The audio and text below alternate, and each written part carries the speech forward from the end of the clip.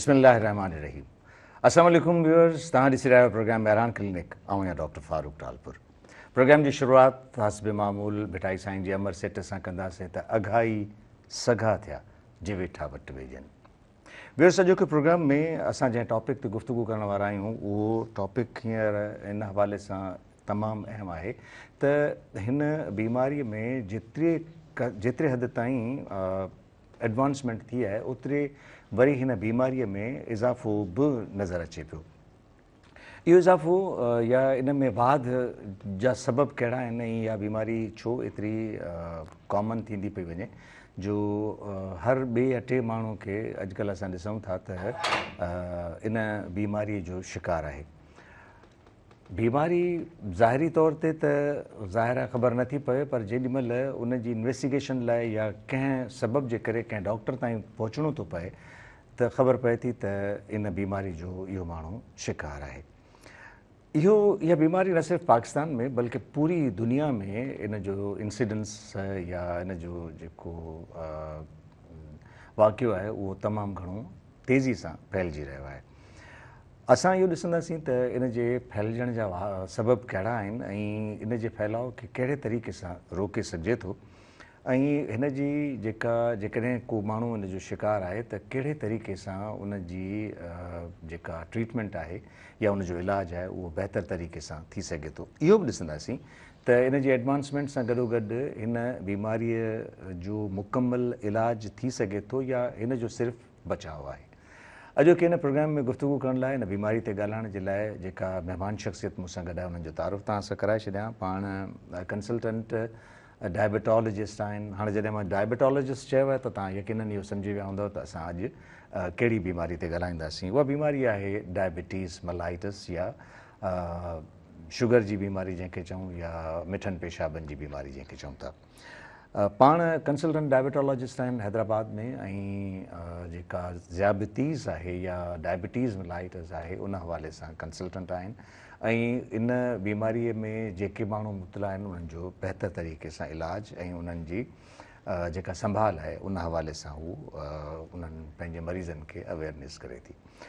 सो गुफ्तगू कंदासीं डॉक्टर सानिया बशीर साहब सां। अस्सलाम वालेकुम डॉक्टर साहब। वालेकुम सलाम sir. Thank you very much. सबसे पहले तो हम आपका शुक्रिया अदा करते हैं कि आपने अपने कीमती टाइम से हमारे लिए थोड़ा सा वक्त निकाला है और हमारे जो व्यूअर्स हैं उनको आप इस हवाले से अवेयरनेस देंगी कि डायबिटीज़ क्या है, क्यों होती है, किसको होती है, किस तरह से होती है और कैसे उससे बचा जा सकता है या उसकी ट्रीटमेंट क्या है या उसकी ट्रीटमेंट के हवाले से ये भी हम आपसे पूछेंगे कि आमतौर पर वो जो घरों में टोटके या जिस तरह से पीरों फ़कीरों के पास या कुछ बाबे हमारे जो हैं वो इस इलाज के लिए ये कहते हैं कि हम इसका मुकम्मल इलाज करते हैं, तो इस हवाले से भी हम आपसे बात करेंगे।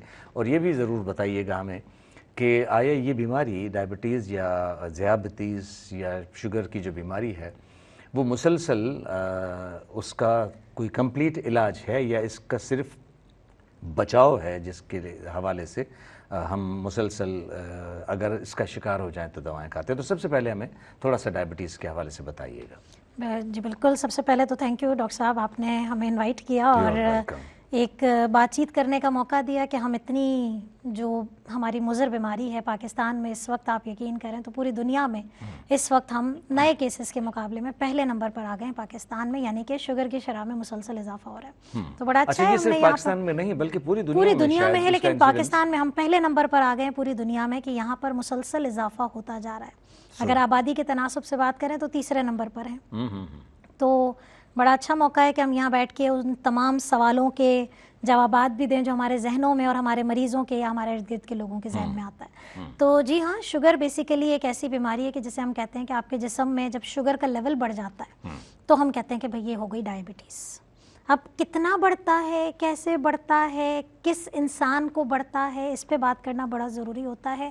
लेकिन एक बात मैं सबसे पहले कहूँगी कि जब आपके जिस्म में शुगर का लेवल बढ़ गया, इसका मतलब है कि आपके सर के बालों से लेकर पाँव के नाखून तक अब शुगर मुतासर कर सकती है। ये बात मैं इसलिए सबसे पहले कह रही हूँ कि जब हमारे यहाँ मरीज़ को डायबिटीज़ हो जाती है तो उनको ये समझ में ही नहीं आता कि पता नहीं मेरे बाल क्यों गिर रहे हैं। तो सर डॉक्टर सानिया, अगर हम ये कहें, आई एम सॉरी आपको इंटरप्ट कर रहा हूँ, कि शुगर या diabetes itself it's not a disease, बल्कि ये एक मजमुआ है बीमारी का, जो अगर हो जाए तो वो पूरे जिस्म को, यानी पूरे जिस्म के आज़ा को और पूरे जिस्म में जो चीज़ें हैं उन सबको मुतासिर ऐसा ही है, ऐसा ही है। और ये पहले फेस में ही जानना ज़रूरी है, क्योंकि जब किसी भी इंसान को डायबिटीज़ डायग्नोस हो जाती है तो उसको लगता है कि भाई शुगर बढ़ गई है, बाकी उसको कुछ नहीं पता होता कि शुगर बढ़ने के साथ मेरे साथ जो भी एसोसिएटेड चीज़ें हो रही हैं उन सब का ताल्लुक बेसिकली शुगर से। इसलिए पहले फेस में शुगर के बढ़ने से जो मजमुआ आपके जिस्म में होता है, basically this is called diabetes mellitus. ठीक, तो ये बड़ी इंपॉर्टेंट चीज़ है। फिर इसके बाद हमें किस्मों का पता होना चाहिए कि आखिर आपके जिस्म में, क्योंकि डायबिटीज़ हो जाती है सबको, लेकिन किसी को नहीं पता होता कि मुझे कौन सी किस्म की डायबिटीज़ है। और ये बड़ा अलमिया है, यकीन करें आप कि जब हमारे पास मरीज़ आ रहे होते हैं ना, तो वो बताते हैं कि अच्छा भाई पहले मुझे फलाना दवा दी गई थी, फिर दवा बंद करके इंसुलिन कह दिया, फिर ये हो गया, फिर वो हो गया। यानी कि जब हम मरीज़ से पूछते हैं कि आपको किसी ने ये बताया था कि टाइप कौन सी है, तो नहीं पता। तो तमाम लोगों को डायबिटीज़ की टाइप का पता होना चाहिए। ठीक है। और टाइप का पता कैसे चलता है?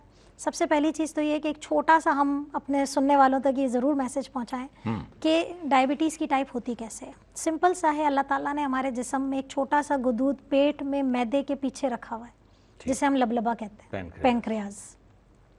अब ये पैंक्रियाज वैसे तो उसके बेतहाशा काम है, लेकिन उसका एक काम है हमारा इंसुलिन की सिक्रीशन करना, यानी कि आपकी बॉडी में जो इंसुलिन लाने का जिम्मेदार है वो है लबलबा।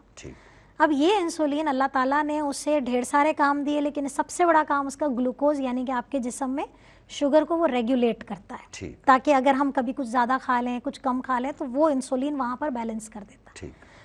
कुछ लोग ऐसे होते हैं जिनमें कुदरती तौर पर कुछ ऐसे जिस्मानी निज़ाम हो जाते हैं, मैं आमतौर पे बड़े आम लोगों को कहती हूँ कि हमारा जिस्म हमारा ही दुश्मन हो जाता है, हमारे जिस्म के खिलाफ फौजी खड़े हो जाते हैं, जिसे हम ऑटो इम्यून डिजीज़ कहते हैं।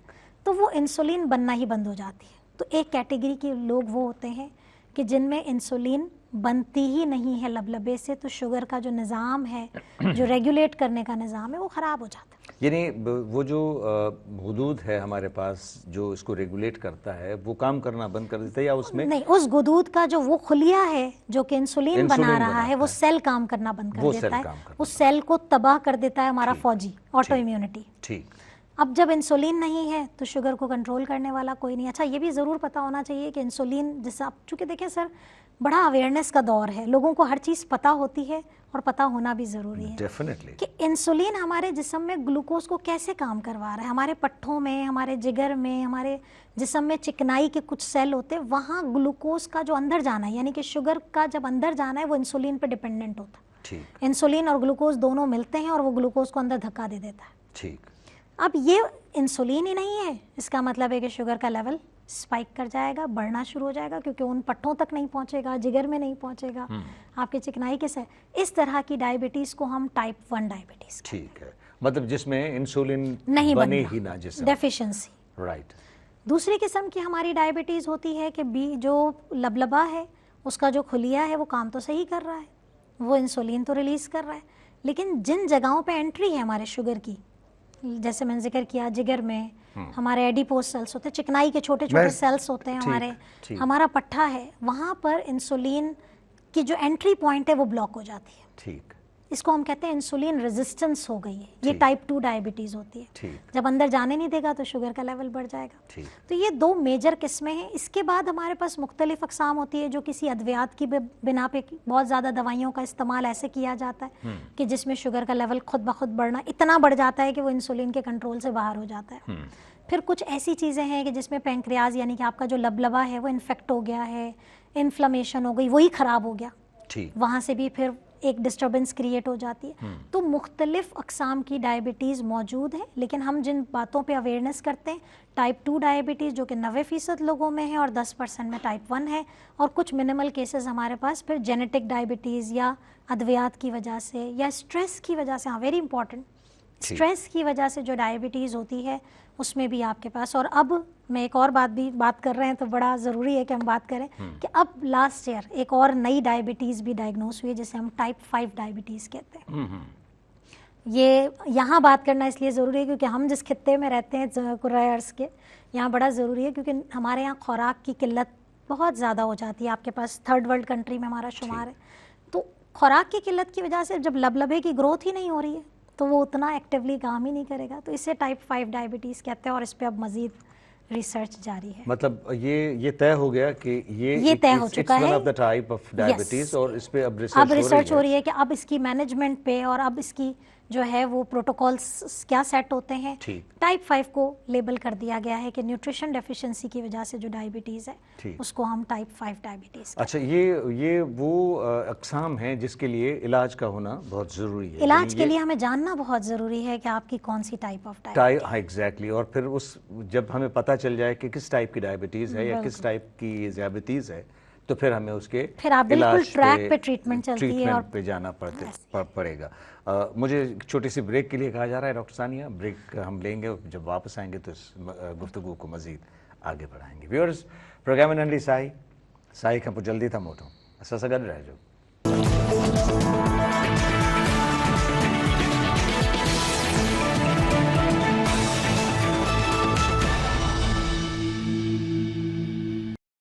Welcome back viewers. प्रोग्राम में साई खां पोइ हिकु दफ़ो ॿीहर हाज़िर आहियूं ऐं असां सां गॾु आहिनि डॉक्टर सानिया बशीर साहिबा, पाण कंसल्टेंट डायबिटोलॉजिस्ट आहिनि, यानी शुगर या ज़ियाबतीज़ जी बीमारी जूं माहिर डॉक्टर हैं। अच्छा डॉक्टर साहब, अब ज़ाहिर है कि ये तो वो टाइप्स हैं जिसके लिए हमें इलाज करने की ज़रूरत पड़ेगी, और जब पता चलेगा कि किस टाइप की डायबिटीज़ है तो फिर उस पैटर्न पे हमने उसका इलाज करना होगा।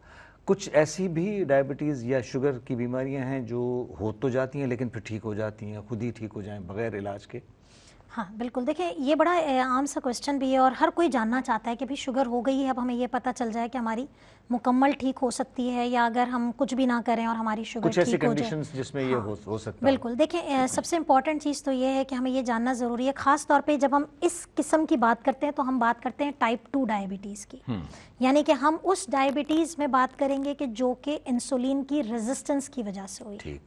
Type 1 diabetes can not reverse, आपको हो गई, अब ये सारी ज़िंदगी आपके साथ रहेगी। ठीक है। लेकिन जिस किस्म की डायबिटीज़ का आप बात कर रहे हैं कि हो गई और कभी ख़त्म हो जाए, तो इसमें बड़ी इंपॉर्टेंट है कि अगर किसी को मोटापे की वजह से डायबिटीज़ हुई थी, और ये लेटेस्ट प्रूवन स्टडी है, डायरेक्ट ट्रायल के नाम से बड़ा मशहूर जो है वो ये स्टडी है कि अगर किसी इंसान को मोटापे की वजह से डायबिटीज़ हो गई और अगर उसने अपना वज़न 5 से 10% तक कम कर लिया तो उसकी शुगर रिमिशन में चली जाती है, यानी कि आप अंडर कंट्रोल आ जाते हैं। लेकिन मैं एक बात सर, देखें कुछ बातें थ्योरेटिकल होती हैं, कुछ बातें प्रैक्टिकल करने की होती हैं कि हमें आम जिंदगी में ये बात कहाँ अहमियत रखती है। तो मैं एक ही बात कहती हूँ कि आपकी हर किस्म की डायबिटीज़ वापस से कंट्रोल पे आ जाती है अगर आप अपना लाइफस्टाइल को मेंटेन रखें, यानी कि तर्ज ज़िंदगी आपने शुगर के कंट्रोल होने के बाद भी, चाहे किसी भी किस्म की डायबिटीज़ हो और आप वापस से रिवर्स भी हो चुके हों, कंट्रोल भी कर लिया हो आपने, लेकिन आपने अपनी तर्ज ज़िंदगी को दोबारा उस पैटर्न पे नहीं लेके जाना जो कि वज़न की ज़्यादती का बाइस बना था। ठीक। तो ये एक कंडीशन होती है। इसके बाद हमारे पास स्ट्रेस फैक्टर होता है। कोई बहुत सारे हमारे पास ऐसे कैंडिडेट्स होते हैं जो बहुत ज़्यादा जहनी तनाव का शिकार हो जाते हैं कुछ पीरियड के लिए, फिर जब उनको काउंसिल किया जाता है या वो मसला हल हो जाता है तो बहुत दफ़ा ये भी देखा गया है कि वो भी दोबारा कंट्रोल हो जाती है, लेकिन उनके अंदर टेंडेंसी मौजूद होती है। तीसरी हमारे पास टाइप है प्रेगनेंसी वाली डायबिटीज़, जिसका जिक्र हमने टाइप ऑफ डायबिटीज़ में हमसे रह गया कि एक ऐसी डायबिटीज़ जो हमल के दौरान हो रही है। ठीक। और ये भी औरतों के लिए प्रेगनेंसी के दौरान जो डायबिटीज़ हो रही है वो भी डायबिटीज़, प्रेगनेंसी जब रिवर्ट डिलीवरी हो जाती है बच्चे की तो उसके बाद वो डायबिटीज़ भी अंडर कंट्रोल आ जाती है और वो ख़त्म भी हो सकती है, बशर्ते है कि आपने अपनी तर्ज ज़िंदगी को बेहतर रखा। यानी ये वो कंडीशंस हैं जिसमें शुगर का लेवल बढ़ जाता है लेकिन फिर अगर वापस से वो कंट्रोल पे आ जाता है। हाँ, वो कंट्रोलेबल है और उसके लिए ज़रूरी नहीं कि अब सारी ज़िंदगी आप, लेकिन लाइफस्टाइल आपने सारी ज़िंदगी रखना है, तर्ज ज़िंदगी को आपने सारी ज़िंदगी उसी तरीके से मेंटेन रखना है जो कि आपके शुगर कंट्रोल, यानी एक तो ओबेसिटी की वजह से हो गई और गेस्टेशनल डायबिटीज़ है, स्ट्रेस इंड्यूस्ड है, बिल्कुल उसको हम बगैर इलाज के दुरुस्त कर सकते हैं। लेकिन अगर थोड़ा सा अपनी ज़िंदगी के तर्ज अमल को ठीक कर दें तो वो ठीक हो सकती है। That's good. अच्छा, मुझे ये बताइएगा डॉक्टर साहब कि ज़्यादातर ये जो बीमारी है वो किस एज में, टाइप 1 या टाइप 2 किस तरह से, किस एज में? अच्छा, ये बड़ा मज़े का सवाल है, क्योंकि पहले ज़माने में तो हम समझते थे कि शुगर तो बड़े बूढ़ों की बीमारी है, बड़ी उम्र में जाके होगी, लेकिन अब अनफॉर्चुनेटली सबसे पहली चीज़ तो मैं बताऊं कि जो पहली किस्म की जो डायबिटीज़ है यानी कि टाइप 1, अमूमन वो हमें यंग जनरेशन यानी कि छोटे बच्चे पैदाइश से लेकर आपको ये एडोलेसेंट एज ग्रुप 20, 21, 22 साल में भी नमूदार होती हुई नज़र आई है। टाइप 1 डायबिटीज़ जिसमें इंसुलिन नहीं बन रहा है। जो दूसरी किस्म की डायबिटीज़ है, पहले आज से कुछ अरसे पहले तक उसका एज ग्रुप था कि 40 प्लस में ये जाके होगी, बट अब जिस सिनेरियो में हम लोग रह रहे हैं कि जहाँ लाइफस्टाइल बहुत सेडेंट्री हो गया है, हरकतें नहीं है, मूवमेंट्स नहीं है, एक्सरसाइज कम हो गई, वहाँ पर अब 30 प्लस की एज में टाइप 2 डायबिटीज़ होने का खतरा मौजूद है। लेकिन मैं आपको एक बात बताऊं कि मैंने अपनी प्रैक्टिस में 13 साल के बच्चे को टाइप 2 डायबिटीज़ होते हुए देखा है। तो अब इस सवाल का जो कॉम्पैक्ट आंसर है कि अब देयर इज़ नथिंग लाइक कि आपको एज रिलेटेड बात है कि यही उम्र होगी तो शुगर होगी, नहीं। अगर आप यंग एज में हैं और अगर आपने अपनी खुराक का, अपने वज़न का ख्याल नहीं रखा तो आपको बाद वाली डायबिटीज़ भी पहले हो जाएगी। यानी इस वक्त हम ये नहीं कह सकते कि ये डायबिटीज़ जो है वो फलां एज में आएगी और फिर उस वक्त आपको ख्याल रखना है, लेकिन अब तो ये है कि आपको ये बीमारी किसी वक्त भी नमूदार हो सकती है, लेकिन आपको इसके लिए एहतियात करने की ज़रूरत है। अच्छा, मुझे फिर ये भी बताइएगा कि ये जो बीमारी इस तरह से हो जाती है तो उसकी कुछ ज़ाहिर अलामतें भी होंगी, साइन सिम्टम्स भी होंगे, तो कोई हैं इस तरह के साइन सिम्टम्स जिससे पता लग जाए कि जी हाँ, मैं इस बीमारी का शिकार होने जा रहा हूँ? अच्छा, ये भी बड़े मज़े की बात है कि अमूमन बहुत दफ़ा ऐसा देखा गया और जो तहकीकात भी यही कहती है कि अमूमन शुगर की बीमारी की अलामत नज़र नहीं आती है, और सिर्फ स्क्रीनिंग कराते वक्त या घर में किसी बड़े बूढ़े को शुगर है तो लाएं हम चेक कर लें, वो अचानक से एक बड़ी हुई शुगर के तहत नज़र आती है। लेकिन फिर भी कुछ अलामात हैं जिनका हम जिक्र करना नहीं भूलते और अपने मरीज़ों को ज़रूर बताते हैं कि अगर आपको पेशाब की ज़्यादती हो गई है, भूख बहुत ज़्यादा लग रही है, प्यास बहुत ज़्यादा लग रही है या अनइवन किस्म की प्यास लगना शुरू हो गई, आपका वज़न गिरना शुरू हो गया है, आपको पैरों में दर्द रहता है, फटीग रहती है, तो ये वो साइन एंड सिम्टम्स हैं जो कि कुछ हद तक हमें इंडिकेट करते हैं कि हम अगर कोई हमारे सामने मौजूद है और इसको ये शिकायत मौजूद है तो हम कहते हैं कि भाई for the very safe side आप अपना शुगर ज़रूर करवा लें, irrespective of the age group. लेकिन इसका ये मतलब नहीं है कि ये अलामतें सिर्फ शुगर की हैं, लेकिन for the very safe side हम ये अलामत जो है वो ज़रूर चेक कर लेते हैं कि शुगर। लेकिन जिन शुगर के पेशेंट्स को अगर हम देखें, उनकी हाई जो शुगर की जो अलामतें होती हैं फिर वो बहुत ज़्यादा आगे की तरफ, पेचीदगी की तरफ जाती हैं कि सर में दर्द रह रहा है, आंखों में धुंधलाहट आ जाती है, तो वो फिर हमें definitely advance sign and symptoms की तरफ देखना होता है। तो बाज़ दफ़ा ऐसा भी होता है कि लोग नहीं पता होता, हल्की फुल्की अलामत को इग्नोर कर रहे होते हैं और फिर अचानक से धुंधलाहट आना शुरू हो जाती है, नज़र नहीं आता, पैर चलने के काबिल नहीं रहते, नसें मुतासिर हो जाती हैं। तो ये साइन एंड सिम्टम्स हैं जिनको ज़रूर for the very safe side sugar को ज़रूर जो है वो नोट कर लेना चाहिए, खासतौर पे हाई रिस्क लोगों में। ये मतलब अच्छा, फिर चूंकि आपने हाई रिस्क की बात की तो मुझे फिर हाई रिस्क बता दीजिए। यही मैं बात एक्चुअली करना चाह रही थी कि हमें ये भी पता होना चाहिए कि क्या ऐसे खतरात है कि कम से कम, चूंकि हम शुरू से एक ही बात कहते हैं कि बचाव पे काम करें, तो बचेंगे तो तभी जब हमें पता होगा कि हम कहाँ किस ट्रैक पे जा रहे हैं। तो देखिए, अगर सबसे ज़्यादा जो खतरा है, एक तो एज ग्रुप है, भाई 30 साल से आप ऊपर हो गए, इसका मतलब अभी तक आप सेफ थे, अब आप हाई रिस्क में ऑलरेडी एंटर हो, यानी आफ्टर द एज ऑफ 30 अब आप जो है वो रिस्क पे हैं, you have to be very careful. इससे पहले भी हो सकता है लेकिन इसके बाद तो आपके लिए एज खुद है। दूसरी चीज़, अगर आपके ख़ानदान में किसी को टाइप 2 डायबिटीज़ मौजूद है तो यानी हेरिडिटी फैमिली हिस्ट्री आपके अंदर मौजूद है। तीसरी चीज़, अगर आपका वज़न मुसलसल बढ़ता हुआ जा रहा है, अब तो आप देखें यंग एज में हमारे पास ओबेसिटी, मोटापा जो है वो, मैं खैर अभी बड़ी कबल वक्त बात हो जाएगी, लेकिन मोटापा एक ऐसी चीज़ है कि जिसने पूरी तहकीकात को, गाइडलाइंस को, जो दवाइयाँ सबको चेंज कर दी। राइट। तो मोटापा जो है वो बहुत हाई रिस्क है। हाँ, वो लोग जो कि हमारे पास ऐसे लोग जो किसी भी वजह से, एक दवा होती है स्टीरॉइड जिसे हम कहते हैं, अगर उसका इस्तेमाल, जैसे किसी को फेफड़ों की बीमारी है या किसी को जिल्द की बीमारी रहती है, जिनको मुसलसल स्टीरॉइड का इस्तेमाल करना है, तो ऐसे लोग वेरी अलर्ट कि उनको डायबिटीज़ होने का खतरा है।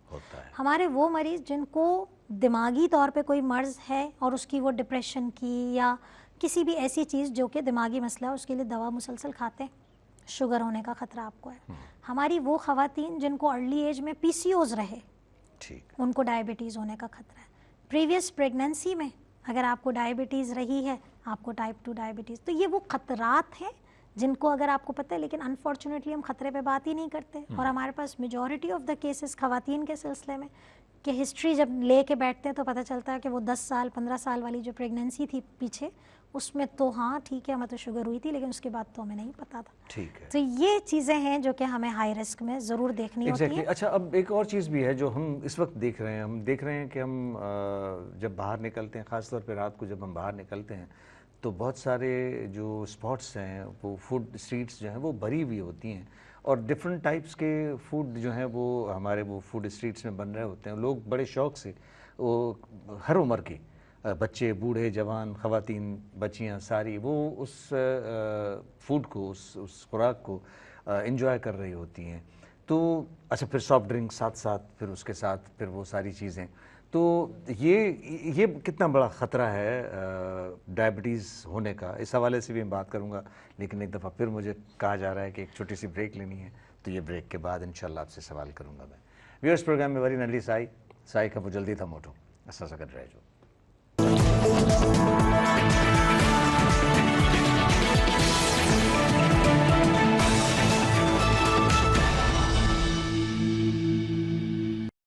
Welcome back viewers. प्रोग्राम में साई खां पोइ दफ़ो ॿीहर हाज़िर आहियूं ऐं असां गुफ़्तगू कयूं पिया अॼु डॉक्टर सानिया बशीर साहिब सां, पाण कंसल्टेंट डायबिटोलॉजिस्ट हैं। अच्छा डॉक्टर साहब, जैसे मैंने ब्रेक से पहले आपसे कहा था कि ये जो हम मुख्तलिफ़ खुराकें, ख़ास तौर पे रात को सोने के वक्त इस तरह की इतनी चीज़ें हम खा जाते हैं, फिर सॉफ्ट ड्रिंक्स का इस्तेमाल, और फिर चूँकि हमारी लाइफ जो है वो सेडेंट्री लाइफ है, तो इससे हमें इस बीमारी में मुब्तला होने के कितने ख़तरात हैं, कितना रिस्क पर हैं हम? बिल्कुल, बड़ा ज़बरदस्त सवाल है। और अक्सर अगर मुझे जब सवाल पूछा जाता है कि भई आप ये बताएं पाकिस्तान में क्यों इतना ट्रेंड बढ़ रहा है, तो हमारा सबसे पहला जवाब यही होता है कि जिस फूड पैटर्न और जिस लाइफस्टाइल के हम आदी हो गए, वो सबसे बड़ी वजह है मोटापे की। हमारे पास सबसे बड़ी वजह ये जो जिन स्पॉट्स का और जो ईटिंग पैटर्न का आप जिक्र कर रहे हैं, उसके साथ साथ बहुत ज़्यादा रोल प्ले किया है मिडनाइट डील्स का, डिलीवरी सर्विसेज का, जिससे हमारे यंग जो बच्चे हैं रातों को जाग रहे हैं पढ़ाई के सिलसिले में, व्हाट्सएवर, वो मिडनाइट डील्स आ रही हैं। तो डेफिनेटली रात को खाना, और इसमें एक बात है ना कि जब आप अगेंस्ट द नेचर जाते हैं तो फिर नेचर भी फिर आपके अगेंस्ट जाना शुरू हो जाता है, तो आपकी हेल्थ डिटेरियोरेट होती है। इसमें और तो ये कोई दो राय नहीं, ऐसा ही है। दूसरी बात ये है कि ये तो चले एक बेसिक लॉजिक है कि रात को खाना सेहत के लिए आप लेट खाते हैं, फिर उस सोते लेट हैं, फिर सुबह देर से उठते हैं, तो ये तो एक जनरल हेल्थ के लिए ही अच्छा नहीं है। लेकिन जहाँ तक हम पर्टिकुलरली शुगर की बात करते हैं, क्योंकि देखिए हम कंज्यूम क्या कर रहे हैं, आपने जिक्र किया शुगरी ड्रिंक्स, एक टिन में 8 चम्मच चीनी ऐसे ही पी जाते हैं। अच्छा, फिर कॉन्सेप्ट आया कि नहीं भाई हम तो बड़े कॉन्शियस हैं तो हम डाइट ड्रिंक पीते हैं।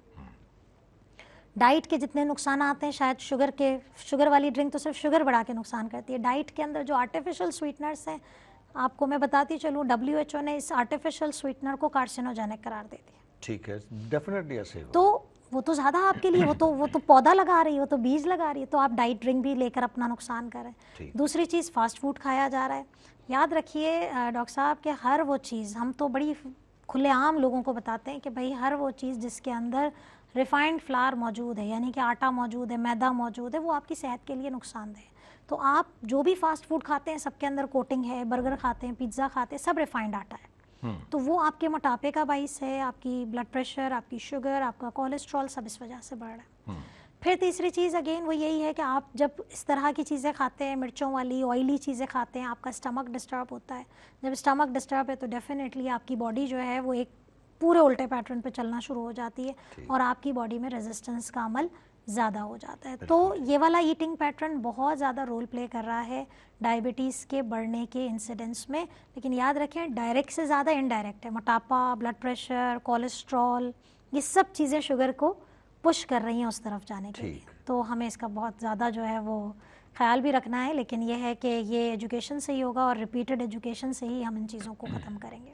यानी this is one of the highest risk factor कि जो फूड हम खुराक इस्तेमाल कर रहे हैं, ख़ास तौर पे रात को, उसके साथ फिर हम सॉफ्ट ड्रिंक्स और फिर दूसरी जो चीज़ें हैं उसको इस्तेमाल कर रहे हैं, क्योंकि हम सिर्फ कंज्यूम कर रहे हैं ना, हम बर्निंग पे तो फोकस ही नहीं कर रहे। उसके बाद हमने सो जाना है, उसके बाद हमने सो जाना है, लंबा सो जाना है, दिन में उठना है, 12 बजे उठ रहे हैं, 1 बजे उठ रहे हैं, तो आपने जो सारा कंज्यूम किया वो तो आपकी बॉडी के अंदर फैट बन के डिपॉजिट हो गया। आप डायबिटोलॉजिस्ट हैं तो आप इसी पे बात कर रही हैं कि ये खुराक हमें उस डायबिटीज़ की तरफ ले जाएंगे।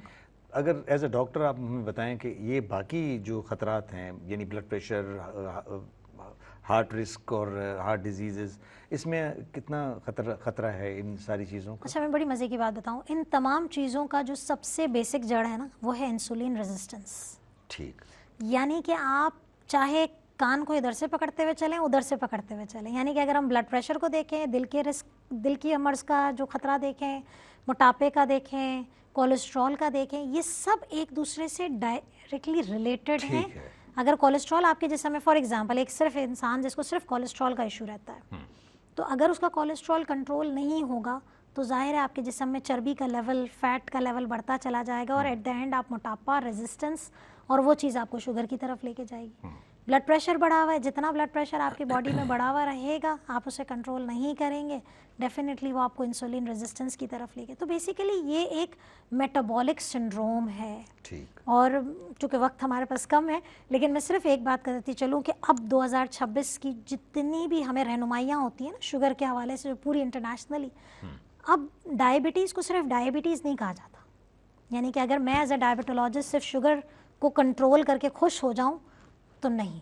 और ये मैसेज मुझ समेत तमाम डॉक्टर्स जो कि फिजिशियंस और सिर्फ डायबिटीज़ के लिए मैनेज कर रहे हैं, तो शुगर को कंट्रोल करना मसले का हल नहीं है।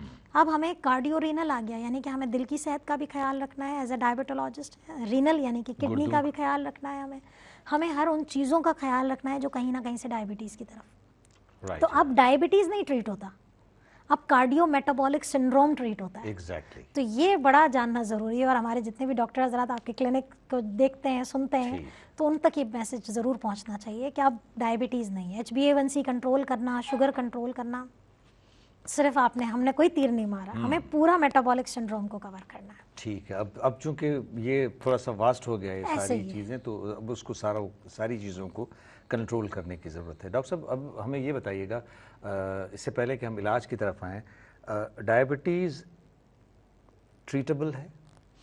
बिल्कुल। देखें, डायबिटीज़ का जो वर्ड है ना, मैं आम अल्फाज, ट्रीटेबल से मेरी मुराद ये है कि क्या ये ऐसी बीमारी है कि जो ठीक हो जाए और फिर दवाएं इस्तेमाल ना करें? जिस तरह से हम मुख्तलिफ इन्फेक्शंस ट्रीट करते हैं तो फिर हमें दवाओं का इस्तेमाल बंद करना होता है। बिल्कुल। अच्छा, यहाँ पर जो है ना, अल्फाज हमें बड़े बड़े तंग करते हैं जब लोग कहते हैं कि भाई डायबिटीज़ तो अब ट्रीटेबल है। अच्छा देखें, हम क्या कहते हैं कि डायबिटीज़ जो है वो कंट्रोलेबल है। ठीक है।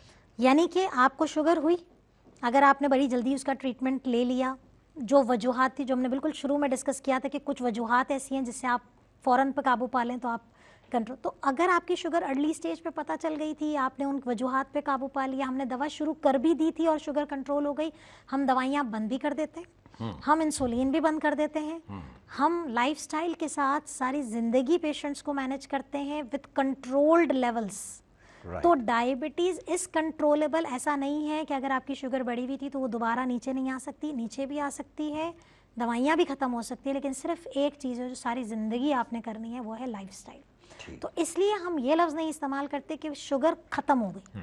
हमारे पास मरीज़ आते हैं, डॉक्टर साहब 2 साल पहले शुगर हुई थी, वो ख़त्म हो गई थी, दोबारा हुई है। नहीं, ऐसा नहीं हो सकता। ख़त्म नहीं, ख़त्म का मतलब तो जैसे आपने कहा ना, इन्फेक्शन हुआ था, कोई इन्फेक्शन होगा, मैं एंटीबायोटिक 5 दिन का कोर्स दूंगी, फलाना है, हम ठीक हो गया, जड़ से ख़त्म, वापस मीठा ठंडा खट्टा सब खाना शुरू हो जाए। ठीक। तो ख़त्म नहीं होती, जड़ से ख़त्म नहीं हो सकती, आपके जिस्म में रहती है। और आपको जो ओनली चीज़ है जो कि सारी ज़िंदगी साथ चलेगी, डिपेंड करता है पेशेंट टू पेशेंट। हर पेशेंट के साथ ये नहीं होता, बहुत सारे ऐसे पेशेंट हैं जो दिन में 4 दफ़ा इंसुलिन लगा रहे हैं, बहुत सारे ऐसे पेशेंट हैं जो दिन में 4 दफ़ा दवाइयाँ खा रहे हैं। तो वेरिएशन मौजूद है। तो वर्ड हम ट्रीटेबल नहीं कहेंगे, कंट्रोलेबल है। अच्छा, अब मुझे ये बताइएगा कि हम जिस तरह से बात कर रहे हैं कि जी लाइफ स्टाइल, अब लाइफ स्टाइल तो एक छोटा सा लफ्ज़ है, लेकिन अगर हम उसकी गहराई में जाते हैं तो ये बहुत बड़ा वास्ट है। अब उस लाइफ स्टाइल में हमने पूरी ज़िंदगी को, पूरे ज़िंदगी के तर्ज़ अमल को चेंज करना होता है। यानी उसमें हमारा उठना, बैठना, सोना, आराम करना, खाना पीना। तो काइंडली ये बताइएगा कि ये लाइफ स्टाइल क्या है? बिल्कुल, तर्ज़ ज़िंदगी को अगर मैं बहुत ही कॉम्पैक्ट बताऊँ ना, तो देखें आपकी खुराक कैसी है, आपकी खुराक सेहतमंद होनी चाहिए। प्रोसेस, इसको मैं सिर्फ एक आम अल्फाज में, क्योंकि ज़ाहिर है खुराक पे अगर बात करूँ तो शायद ये लेक्चर और ये बातचीत हमारी कभी ख़त्म ही ना हो। You are right. तो सिंपल सी एक बात है कि देखें, एक फार्मूला जो मैं अपने हर मरीज़ को बताती हूँ, कुदरती चीज़ें खाएँ। अल्लाह ने जो चीज़ जिस शक्ल में उतारी है आप उसी शक्ल में उसका इस्तेमाल करें, बाकी आप सब समझदार हैं। दूसरी चीज़ ये है कि आपने प्रोसेस नहीं खाना, कुदरती चीज़ एतदाल के साथ खानी। अगर आपने ज़िंदगी में कुदरती चीज़ों को एतदाल पसंदी के साथ खा लिया, आपकी सेहत बरकरार रहेगी। खुराक का ये बहुत छोटा सा फार्मूला है, बहुत बड़ी बड़ी बातें उसके अंदर। वर्जिश आपने रोज़ाना आधे से पौना घंटा लाजमी तौर पे अच्छी वाली चहलकदमी करनी है, जिसमें आपके पट्टे हरकत करें, आपको लगे कि आपने कोई काम करके फारिग हुए हैं, टहलना नहीं है। तीसरी चीज़ हमारी स्लीप, कम से कम 6 से 8 घंटे एक अडल्ट को स्लीप की रिक्वायरमेंट होती है, मिनिमम 6 मैक्सिमम 8 घंटे। 6 घंटे की स्लीप आपकी, वो भी नाइट टाइम स्लीप हो, डीप स्लीप हो, कि आपको ये सोने का टाइम प्रॉपर मिलना चाहिए। हमारे पास तर्ज़ ज़िंदगी में स्ट्रेस आ जाता है कि आपका स्ट्रेस लेवल जो है वो बेहतर है, आप किसी जहनी तनाव का शिकार ना हो। तो ये सब चीज़ें जब आपकी बेहतर होती हैं तो लाइफस्टाइल डेफिनेटली। फिर अगेन वही वाली बात है कि आप कितनी देर बैठे हुए हैं, कैसे आपकी जो मूवमेंट्स हैं, आप कितना जो है वो ट्रांसपोर्ट्स का इस्तेमाल करते हैं, कितनी देर आप एक जगह बैठे हुए, तो वो एक डिफरेंट वेरिएशन है। लेकिन लाइफस्टाइल में हमारे पास ये 4 कॉन्सेप्ट जो हैं वो बहुत मैटर करते हैं। वो जो स्ट्रेस लेना और स्ट्रेस है, स्लीप है, खुराक है और वर्जिश। अगर एटलीस्ट आप इन 4 फैक्टर्स को अपनी ज़िंदगी में बेहतर कर लेते हैं, बहुत सारी बीमारियों से बच जाएंगे। यानी कोशिश ये करनी चाहिए कि हम अपनी तर्ज ज़िंदगी को बेहतर करने की कोशिश करें। जो नेचर ने हमें सबक दिया है, उस नेचर के सबक को हम अपने बिल्कुल दिल और दिमाग में रखें और उस पर हम अमल करें, तो हम इस बीमारी से ना सिर्फ बच सकते हैं बल्कि लड़ भी सकते हैं और ख़त्म भी कर सकते हैं और कंट्रोल कर सकते हैं। अच्छा, अब एक लास्ट सवाल क्वेश्चन, चूँकि वक्त हमारे पास कम है, यानी जो हेरिडिटी है या फैमिली हिस्ट्री है, उसके लिए उस बंदे को क्या करना चाहिए, ख़ास तौर पे उस प्रोसेस को डिले करने के लिए? अच्छा देखें, टाइप 1 डायबिटीज़, जैसे मैंने कहा कि वो तो हमें अनप्रेडिक्टेबल है और ना तो हम उसे पहले से डायग्नोस कर सकते हैं, ना हमारे पास जो हो जाए डायग्नोस हो जाए, आपको पता चल गया टाइप 1 डायबिटीज़ है, insulin is the only treatment. लेकिन टाइप 2 डायबिटीज़ है, यानी फॉर एग्जांपल हमारे ख़ानदान में सबको डायबिटीज़ है, अब आप अभी तक बचे हुए हैं, तो आपने अपने आप को कैसे, कि आपने उसी वक्त से, यंग एज से ही अपने लाइफस्टाइल को बेहतर करना है। और इस बात पे मैं बताती चलूँ कि हमने हैदराबाद में स्कूल ड्राइव का आगाज़ किया था। हम मुख्तलिफ स्कूलों में गए ताकि हम बच्चों को, जो थोड़े से 8-9 वाले बच्चे होते हैं, जो समझदार होते हैं, 9 ऑनवर्ड्स, हमने उनको जाके बताया कि आपने आज से ही अपनी लाइफस्टाइल को कैसे बेहतर रखना है, स्पोर्ट्स में पार्टिसिपेट करना है, फास्ट फूड को रिप्लेस करके आपने हेल्दी स्वैप्स लेकर आने हैं। तो जी हाँ, अगर किसी की फैमिली में डायबिटीज़ की हिस्ट्री मौजूद है, ब्लड प्रेशर की हिस्ट्री मौजूद है, या इस तरह के रिस्क फैक्टर मौजूद है, तो आपने आज से अपने वज़न को बढ़ने नहीं देना।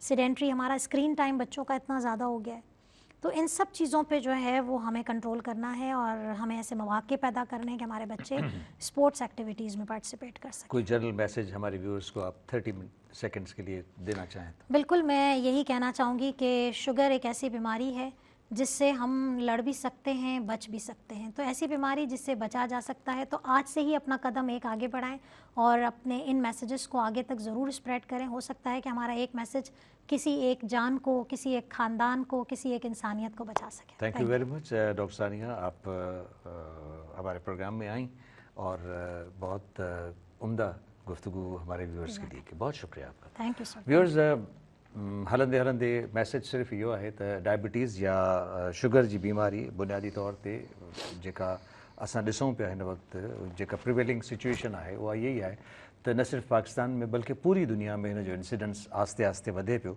ऐं उनजे वधण जा सबब इहे ई आहिनि त असां नेचर खां हटी विया आहियूं। यानी कुदरती जेके कुदरत जे तरफ़ां असांखे मैसेज आहिनि उन्हनि खां असां हटी विया आहियूं ऐं उन्हनि जे हटण जे करे असां हिन बीमारी जो शिकार थी रहिया आहियूं। हिन बीमारी जे शिकार थियण जे करे न सिर्फ़ु शुगर जी बीमारी बल्कि इन सां जेके ॿिया कॉम्प्लिकेशन्स आहिनि उन्हनि जो शिकार बि आस्ते आस्ते थी रहिया आहियूं। सो जेकॾहिं असां नेचर खे फॉलो कयूं ऐं उहे शयूं जेके असांजी ज़िंदगीअ खे बहितर करे सघनि थियूं उन ते अमल करण जी कोशिशि कयूं त डायबिटीज़ त छा हर बीमारीअ खां पंहिंजो पाण खे बचाए सघूं था। उमेदु आहे त असां नेचर खे फॉलो कंदासीं ऐं अलाह असांखे हिम्मत ऐं तौफ़ीक़ अता करे त असां नेचर खे फॉलो कयूं ऐं पंहिंजी सिहत खे बरक़रार रखी मेंटेन रखी सघूं। ईंदड़ प्रोग्राम ताईं डॉक्टर फारूक टालपुर खे इजाज़त। अल्लाह भाई।